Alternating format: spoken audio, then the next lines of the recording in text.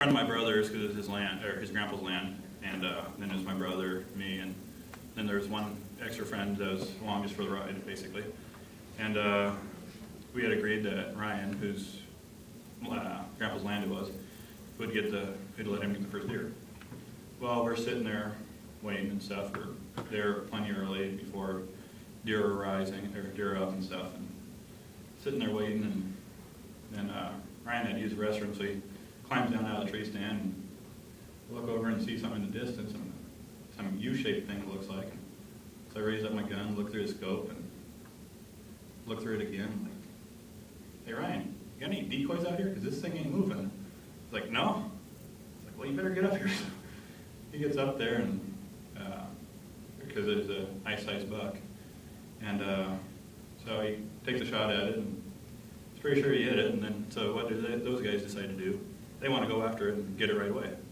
And talking to my neighbor, he said he's hunted deer for I don't know how many years, but he said, if you know you hit it, wait.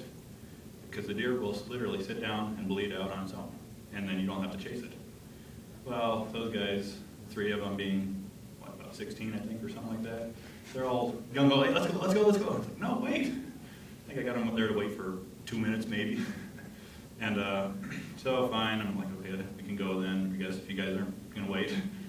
So where do we find it but sitting down, bleeding out? And brother had a shot on it, but he was back a little bit, and I said, no, don't take a shot, because otherwise, if Ryan steps in front, something bad could happen. So I was like, no, just wait. So of course, we scared the deer, and ended up being, I think, those guys, Ryan and Rusty, the guy who was just along for the ride, I think they chased it about 3/4 of a mile before it finally died in a ravine.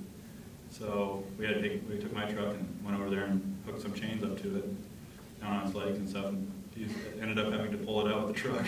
They didn't want to pull it out by himself or whatever. And it turned out to be a 6x6, so it was a nice sized deer, and he ended up having the head mounted and stuff. So, but so yeah, I guess.